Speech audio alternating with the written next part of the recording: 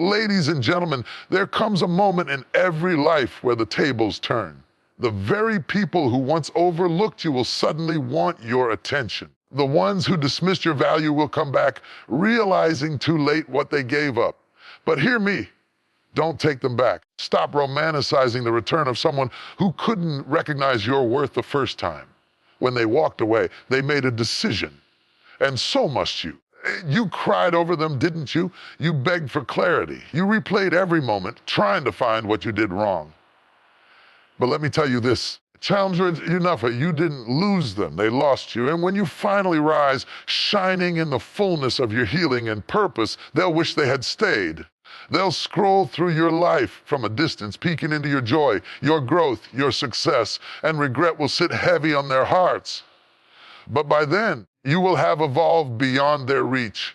So don't entertain the apology that only came after your breakthrough. Don't welcome the attention that arrived after your glow up.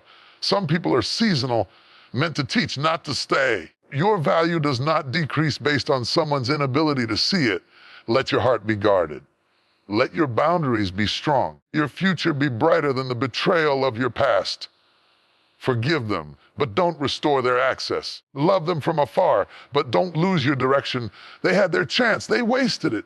Rejection is a bitter pill to swallow. It wounds.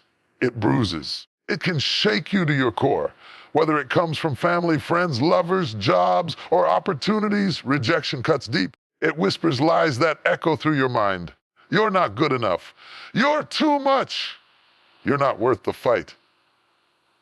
But let me speak life into you right now. Your worth is not defined by rejection. Your value is not up for debate, not up for vote, and certainly not up for approval by those who couldn't see it. You see, many of us have built our identities around acceptance, striving to be chosen, to be liked, to be approved. But if we're not careful, we allow others to become the mirror that reflects our value. And when they walk away, when they ghost us, when they say we're not enough, suddenly we start believing that we're broken, that we're unlovable, that we're not worth staying for. Let me remind you of something powerful. Just because someone failed to recognize your worth doesn't mean your worth vanished. Diamonds remain diamonds even when buried in the dirt. Gold doesn't lose its value because it's been passed over. What you carry inside you, your gift, your love, your purpose, is not diminished because someone failed to honor it. You may have been rejected by them, but that doesn't mean you're rejected by life. That doesn't mean you're rejected by purpose. That doesn't mean you're rejected by God. Rejection may hurt, but it's not the end of your story. In fact, many times it's the beginning, because sometimes the doors that close on us are actually divine detours. Sometimes the people who walk out were never meant to walk with you in the first place, and sometimes the no you hear is just the echo of heaven saying, I have something better. Rejection isn't always personal. Sometimes it's prophetic. It's a redirection in disguise. You were crying over what didn't stay, not realizing it was blocking what needed to come. You were holding on to hands that couldn't hold your future. You were begging for seats to be filled that were never assigned to your destiny.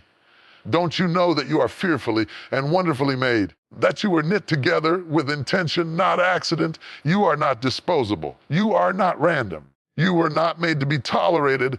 You were made to be treasured. Stop shrinking to fit places that were never meant to contain you. Stop watering yourself down to be digestible to people who couldn't handle your full flavor. If they walked away, let them go. If they overlooked you, let them watch from a distance, because you will rise not in spite of their rejection, but sometimes because of it. Rejection will teach you to turn inward and upward. It will lead you back to your source. It will show you where you've depended too much on approval. It will expose where you've built altars to people who were never meant to be worshipped. And in that space of brokenness, you will find healing. You will find clarity. You will find yourself again. Because here's the truth, if being rejected by them broke you, then you gave them too much power. And now it's time to take it back. You don't need their apology to move forward. You don't need closure to start over. Sometimes closure is a lie we tell ourselves because we're afraid to release what we already know is dead. You don't need to know why they left. You don't need to understand every betrayal. You just need to remember who you are. And one day, very ones who rejected you will look back and see the person they overlooked. They will watch you rise from the ashes. They will see the glory that emerged from your grief. But by then, you will have outgrown them. You will have healed beyond the reach of their regrets. This is your season of remembrance, not to remember what they did, but to remember what you carry, to remember the power inside of you that doesn't shake just because someone didn't choose you. You're not meant to chase what walked away. You're not meant to convince someone to love you. You are meant to stand tall in your own light and attract what aligns with your truth. So the next time rejection comes knocking, don't crumble. Don't question your identity. Smile, lift your head, and say, this is not the end. This is the clearing. The clearing for new doors, new people, new growth. The clearing for the kind of love and purpose that doesn't require you to shrink. Your worth is not a reflection in someone else's mirror. Your worth is built in, eternal, unshakable, and no amount of rejection can erase what has been divinely written over your life. I will no longer internalize rejection as a definition of who I am. I will no longer let someone's inability to love me become the foundation of my self-worth. I am valuable because I exist. I am worthy because I was created with intention. I am enough, then, now, and always. Sometimes the greatest blessing you'll ever receive won't come wrapped in comfort applause or congratulations. It won't look like favor. It surely won't feel like a gift. Sometimes your biggest breakthrough is hidden inside something that broke you, like the unexpected exit of someone you thought you couldn't live without. We all know the pain of people walking away, the silence, the unanswered texts. The promises that turned into confusion. The ones who said they'd stay, didn't. The ones you gave your heart to, only to have it returned shattered. It wasn't an accident. It wasn't random. It wasn't just a personal loss. It was a spiritual alignment, a divine appointment masked as a painful goodbye.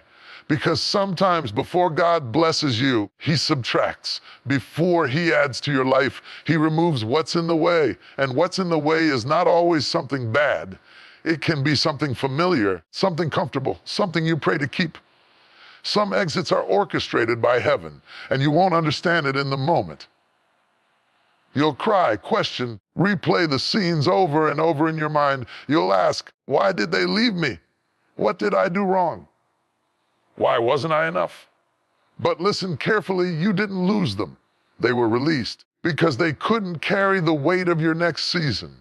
There are some places God is taking you that not everyone is qualified to go. Some tables are set just for you, and not every face from your past can sit there. If you bring the wrong people into your purpose, they'll poison the promise. They'll delay the journey. They'll distort the vision. So before elevation comes separation, before glory comes pruning, and before fulfillment comes loss. It doesn't mean you're unlovable. It doesn't mean you're unbroken. It means God saw something in your future that required a shift in your circle. People exit your life. It's tempting to see it as rejection, but more often it's redirection. The end of a chapter doesn't mean the end of the book. It means something new is being written, a better storyline, a plot twist, a divine unfolding. You prayed for growth. You prayed for peace. You prayed for purpose. But when God began to answer your prayer, it didn't look like an opportunity. It looked like someone leaving, because growth often starts with letting go. Some exits are an act of mercy. You didn't know what they were doing behind your back. You didn't see the jealousy, the gossip, the manipulation, but God did. And He loved you too much to let it go on. So He allowed the distance, the separation, the heartbreak, not to destroy you, but to deliver you. Yes, it hurt. Yes, you didn't see it coming, but you survived it. And not only did you survive, you're wiser now, stronger now, clearer now. Their exit taught you how to depend on God, how to find your voice, how to stand when everything around you felt like it was falling apart. Because let's be honest, had they stayed, you would have stayed the same. You would have kept compromising, kept shrinking, kept waiting for them to see your worth. But now you see it for yourself. You're not begging for love anymore. You're not chasing after approval. You're walking in purpose with your head held high. Their exit forced you to face yourself, to discover your identity apart from who they said you were, to find healing in your own voice, power in your own walk. I challenge joy that doesn't rely on their presence. And when you look back, you'll realize that what you thought was abandonment was actually alignment. What you thought was rejection was really God's redirection. The door that closed saved your destiny.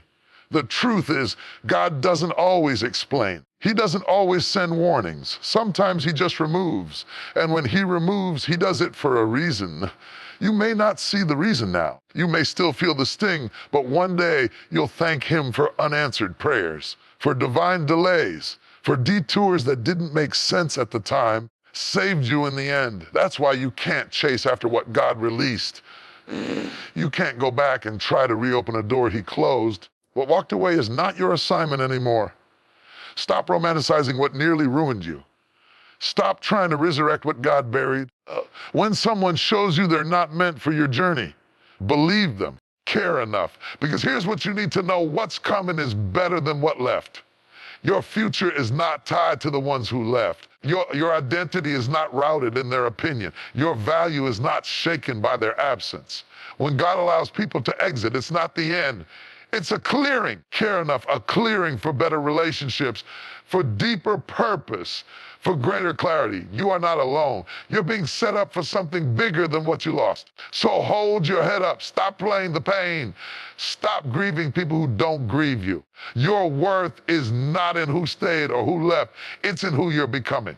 It's in who God says you are. It's in the divine plan that's unfolding even now beyond what you can see. And when the dust settles, you'll look around and say, care enough. I didn't see it then, but now I know. That exit was my setup. That goodbye was my breakthrough. That ending was my beginning. And you'll no longer mourn what was, because you'll be too busy living what is and stepping boldly into what will be. Care enough. There will a time in your life when the very people who hurt you, doubted you, abandoned you, or betrayed you will return. Not to fix the damage, care enough, but to ease their own guilt. They will bring apologies, carefully crafted words, and maybe even tears. And while your heart may want to listen, while your soul may crave the closure, let me speak this truth into your spirit. Don't let apologies undo your growth. It's not that apologies don't matter. Hey, they do. A sincere apology can be powerful. It can bring healing, restoration, even reconciliation, and care enough. But here's the danger. Not every apology is meant to lead to reentry. Not every, deserves a reset. Care enough. And not every person who returns deserves a seat at the table they once walked away from. You see, growth is painful. Healing is hard. And care enough. You fought battles in silence. You cried yourself to sleep. You questioned your worth. Care, and you learned how to live without people you once thought you couldn't live without. You built strength out of brokenness. Care enough. You picked up the pieces of your heart and built something sacred, a new version of you. That version of you, the one who rose from rejection, who learned how to stand tall without validation, who no longer needs permission to feel worthy. That version of you is precious. Protect it. Care enough. Because here's what often happens. Someone leaves your life in chaos. They wound you deeply. And when they return with an apology, care enough. The temptation is to slide right back into the old patterns. You forget the nights you questioned your sanity. You overlook the weight of their absence. You dismiss the pain of their betrayal. And in a moment of vulnerability, you shrink to make room for them again. But understand this, care enough. Not everyone who apologizes has changed. Some people apologize not because they care about your healing, care enough, but because they feel uncomfortable watching you thrive without them. Some come back because their life didn't turn out the way they expected. Care enough, because the people they chose or you failed them.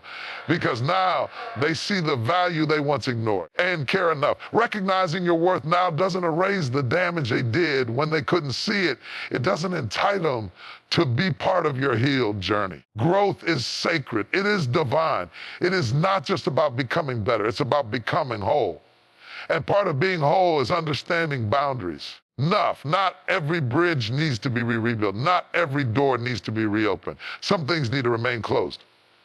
not out of bitterness, but out of wisdom. You can accept the apology and still keep your distance. You can forgive without re-engaging. Care enough. You can love someone and still recognize that your peace is more important than their presence. Sometimes, and care enough, we hold on to people because we're afraid of what life looks like without them. But let me remind you, you've already survived their absence. You've already learned how to thrive alone. You've discovered joy in your own space. Don't trade that independence for emotional manipulation disguised as repentance. And yes, people can change, but real change is proven over time. Enough, not in tearful words and empty promises. If their apology requires you forget how far you've come, it's not reconciliation. It's regression. Care enough. You were not put on this earth to be someone's lesson, someone's maybe later, someone's backup plan. You are not a holding place for people to come and go as they please. You are not a rehabilitation center for the emotionally unavailable. So when apologies come, and care enough, listen with grace, but respond with wisdom. Ask yourself, does this person support who I'm becoming? Or do they only miss who I used to be? Do they honor my growth? Or are they trying to access the version of me that tolerated what I no longer accept? Healing changes your standards. A growth makes you outgrow places, people, and even past versions of yourself. What you allow then, you no longer tolerate now. What you excused before, you now confront. What you once thought was love, you now recognize as control, fear, or dependency. So when that apology shows up, through a message, a call, or an unexpected conversation, pause. Don't rush to restore. Don't be so quick fix what was never meant to be whole again. Instead, care enough. Look in the mirror and remember how far you've come. Remember the nights you prayed for strength. Remember the seasons you survived alone. Care enough and remind yourself that growth is not worth trading for comfort. Yes, forgive, always forgive. But never forget the lesson. Never forget the version of you that rose up from heartbreak, confusion, and pain. And care enough. Never forget that you don't owe anyone access just because they finally realize your value. Because there's something greater ahead. Enough. Something that matches your healed self. Something that aligns with your calling. Care enough. But you can't reach for what's next if you're always grabbing what's behind. You are no longer who we were when they left. So don't let a few words undo the work of your growth. Don't let guilt or nostalgia retie the knots you've already untangled. Don't let your compassion become a cage. Forgiveness is one of the most powerful, liberating choices you will ever make in life. It is strength in its purest form. To forgive is to choose healing over hatred, peace over poison, freedom over bondage. But hear me well, forgiveness does not mean access. Too many people confuse forgiveness with reconciliation. Care enough, they think that just because you let go of the anger, the bitterness, and the pain, that you also let that person back into your life, your space, your care enough, your trust. But that's a lie, a dangerous lie. Forgiveness is your responsibility. Access is their responsibility. Forgiveness is free, but access is earned. You can forgive someone completely, bless them from afar, wish them nothing but good, and still recognize that they do not belong in your life anymore. You see, forgiveness is internal. It is the work you do inside yourself to let go of resentment and pain. It's the decision to stop allowing the offense to control your thoughts and emotions. It's the moment you say, you no longer get to live in my head rent-free. But access is external. Access is boundaries. Access is discernment. Access says, I can love you from a distance, and I will not allow you back into the same space you once violated. Yes, you may forgive your ex. That doesn't mean you have to date them again. Yes, you may forgive your friend who betrayed you, but that doesn't mean you have to trust them with your secrets again.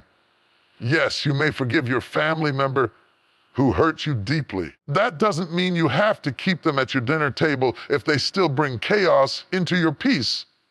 See, there's a misconception that if you truly forgive, you must reconcile. That somehow your healing isn't real unless the relationship is restored. But restoration requires two healed, responsible people. Forgiveness only requires one. If the person you forgave hasn't changed, if they still lie, still manipulate, still wound, still disrespect you, then inviting them back into your life is not an act of grace. It's an act of self-betrayal. You worked too hard to become who you are now. You prayed too long. You cried too many tears. You broke cycles. You healed wounds. You peeled off layers of trauma. You learned how to breathe again. You are not required to reopen the door just because someone says, "I'm sorry," because some apologies come with no change. Some people apologize not because they see your worth, because they miss the access they once had. They miss the comfort, the convenience, the way you made them feel. They don't miss you. They miss the version of you who tolerated being mistreated. You've evolved. You've grown. You've set new standards. And those standards are not a punishment. They are protection. Protection for your peace, your future, your calling. Letting go of the pain doesn't mean you must let go of your discernment. It doesn't mean you silence your inner wisdom. It doesn't mean you abandon your boundaries in the name of love. This is not about revenge. This is about responsibility. You are not punishing people by creating distance. You are protecting the future that God has placed in your hands. Some relationships were seasonal, permanent. Some connections were lessons, not life partners. Some doors were meant to close, and when they did, it was mercy. Forgiveness doesn't mean you pretend it didn't happen. It doesn't mean you erase the memory. It doesn't mean you ignore the consequences. It means you choose to no longer be held hostage by someone else's actions. But you still get to choose how close they are to you. You do not have to re-invite them into the space where you were broken. You do not have to hand them the same level of trust they once betrayed. You do not have to make them comfortable at the expense of your own peace. You can be kind and clear. You can be loving and guarded. You can be peaceful and distant. You don't need to prove your forgiveness by putting yourself in harm's way again. You don't need to validate their apology by offering them the same position in your life. Growth means things change, and sometimes that includes who gets close to you. They may not understand. They may accuse you of being bitter, cold, unforgiving, but let me remind you, you are not responsible for their comfort. You are responsible for your calling. So yes, forgive. Forgive often. Forgive deeply. Let your heart be clean, soft, and light, but be wise with your access. Be mindful of your space. Be selective about who gets close to your soul. So walk in grace, but walk with strength. Forgive them. But don't forget what it cost you to heal. Don't forget who you had to become to get to this place of peace. Don't let guilt or manipulation twist your clarity. Don't confuse closure with reunion. Challenge is a call on your life, a purpose that's been placed within you since before you were even born. A destiny that's greater than your past, stronger than your struggles, and more powerful than your pain. But let me tell you something that many never say out loud. Not everyone will be happy about your progress. Not everything from your past can follow you into your future. And not all distractions come in ugly packages. Some come dressed as comfort, nostalgia, or unfinished business. Because every time you take a step forward, there will be something or someone trying to pull you back. Every time you begin to grow, evolve, and transform, there will be voices from your past, old habits, old relationships, old environments, calling you by the name of who you used to be. Not because you owe them anything, because they're uncomfortable watching you become who you were always meant to be. And here's the truth, not every distraction looks like destruction. Some distractions feel like home. They feel familiar. They feel like the thing you used to run to for comfort. That old friend who still talks like you're stuck in high school. That ex who shows up just when you've finally healed. That environment you escape but sometimes daydream about when the pressure of purpose gets heavy.